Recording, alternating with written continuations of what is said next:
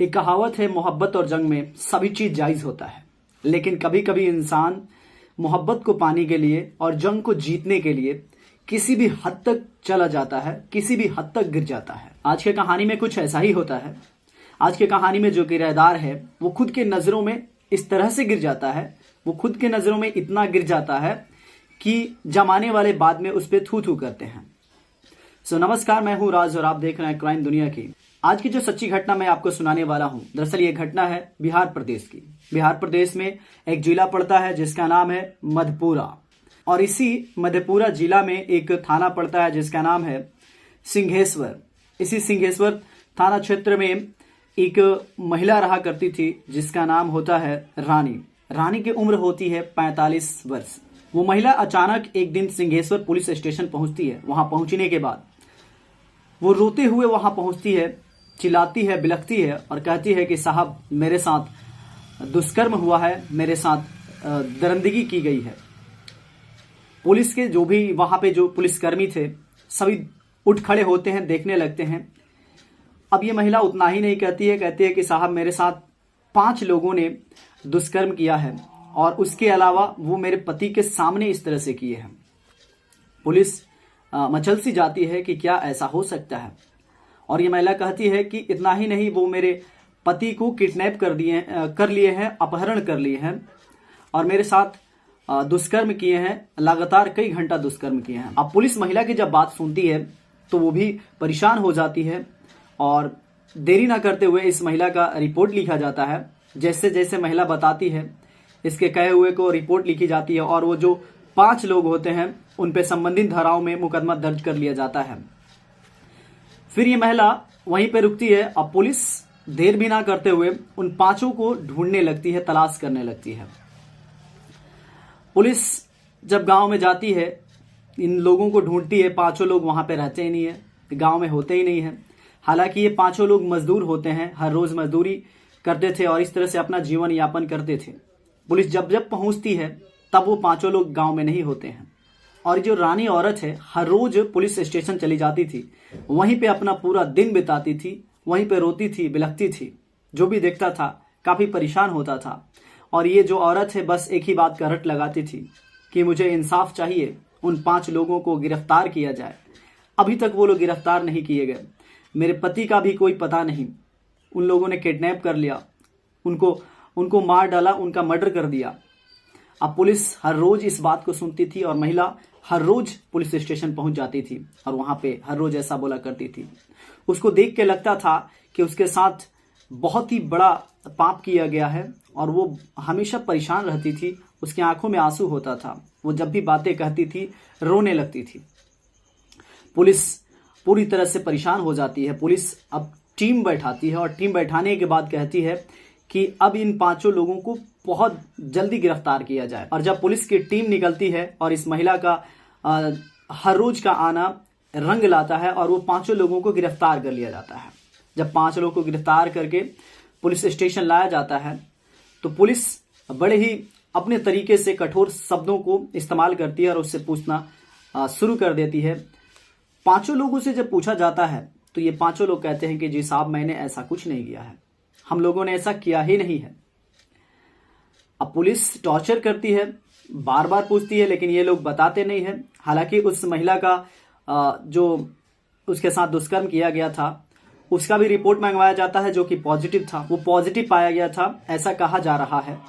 अब पुलिस इन 5 को हिरासत में लेती है, वहीं पे रखे रहती है, बार बार पूछती है, लेकिन ये एक ही बात को रट लगाते हैं कि हमने ऐसा नहीं किया है।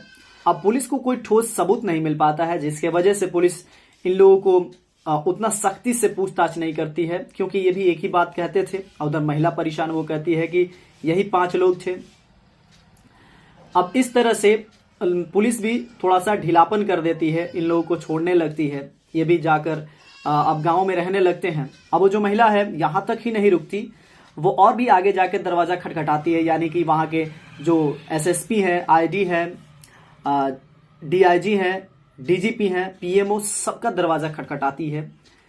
ऊपर से फिर आदेश आता है तो पुलिस फिर इन लोगों को, पुलिस भी सख्ते में आके फिर इन लोगों को गिरफ्तार करती है। 5 लोगों को फिर पूछना शुरू करती है तो फिर ये पांचों लोग वही बात रिपीट करते हैं कि साहब मैंने ऐसा कुछ नहीं किया, हम लोगों ने ऐसा कुछ नहीं किया है। पुलिस भी परेशान थी क्योंकि कोई ठोस सबूत नहीं मिल पा रहा था। इधर महिला जो थी हमेशा एक ही बात का रट लगाया करती थी कि यही लोग दोषी हैं, इन लोगों को सजा दी जाए। अब ये बातें सुनते सुनते जो 5 लोग थे वो लोग भी सोचने लगे कि हम लोगों को फंसाया जा रहा है, क्योंकि हम लोगों ने ऐसा किया नहीं है और इसका पति भी गुम है, इसका भी अपहरण हो गया है और अब पुलिस भी परेशान है, उसके पति को ढूंढ रही है।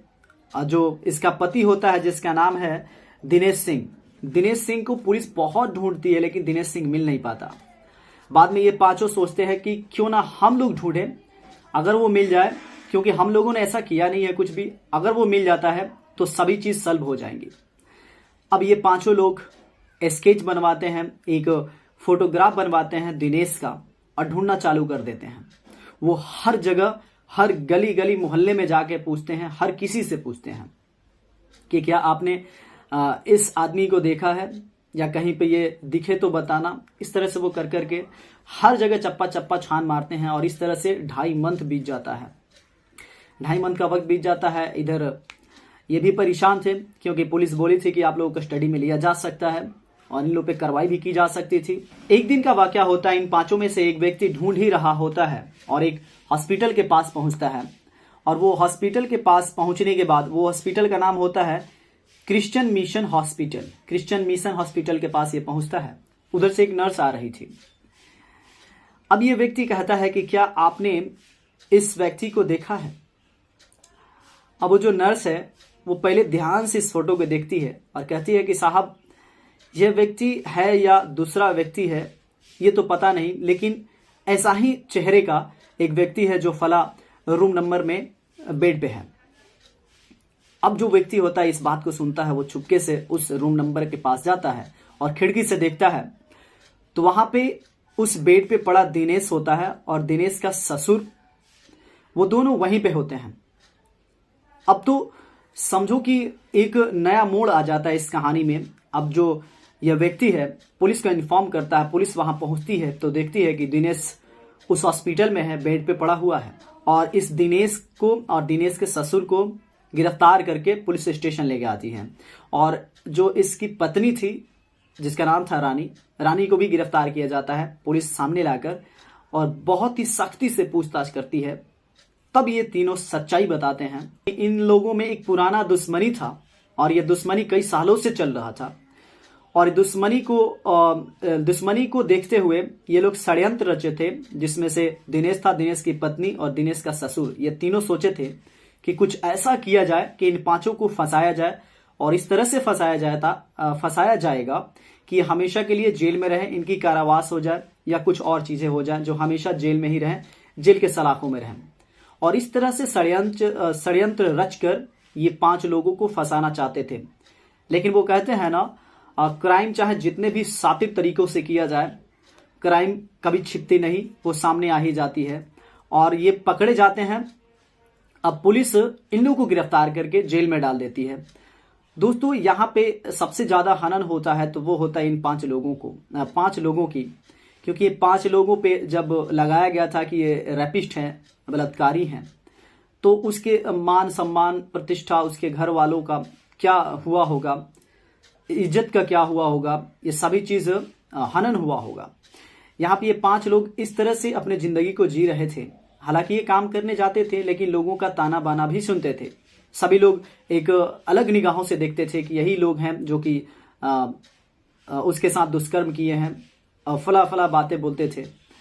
लेकिन दोस्तों यहाँ पे षड्यंत्र रचा गया था। वो 3 लोग षड्यंत्र रच के ऐसा किए थे और उनको सजा भी मिली। अब वो जेल में है। दोस्तों इस कहानी को सुनाने का उद्देश्य आपको अवेयर करना है, जागरूक करना है। मिलते हैं नेक्स्ट वीडियो में एक नए कहानी के साथ। तब तक के लिए जय हिंद, जय भारत।